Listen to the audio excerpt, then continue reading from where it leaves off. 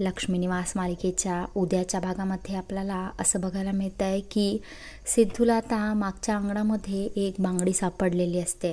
त्यानंतर सिद्धू विचार करतो की आजी तर हे असं भावना मॅडमला अडकवण्यासाठी करू शकेल का. त्यानंतर आई तर हे अजिबात असलं घाणेरडं काम करणार नाही.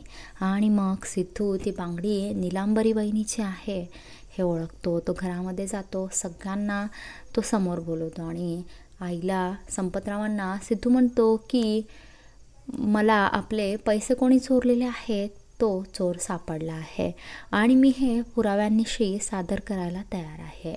आता मी त्या चोराच्या समोर जाऊन उभा राहणार आहे आणि त्या चोराने आपला गुन्हा सगळा मान्य करायचा आहे आणि त्याची चोरी मी आता रंगेहात पकडून देणार आहे.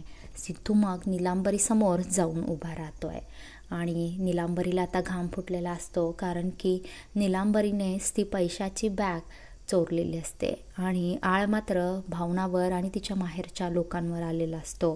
काय आता आजी आणि संपतराव नीलांबरीला काय शिक्षा देतील हे पाहणं खूप रंजक ठरेल. आता सिद्धू संपतरावांना आणि आजीला विनंती करतो आहे की त्यांनी श्रीनिवास काकांची माफी मागायची आहे, कारण की त्यांच्यावर तुम्ही चोरीचा आळ आणलेला आहे. त्यामुळं तुम्हाला त्यांची माफी मागायला त्यांच्या घरीच जावं लागणार आहे. आणि अशा प्रकारे सिद्धू आता संपतराव आणि आजीकडून श्रीनिवासची माफी मागून घेणार आहेत. संपतरावांना आणि आजीला या गोष्टीचा खूप पश्चाताप होत असतो.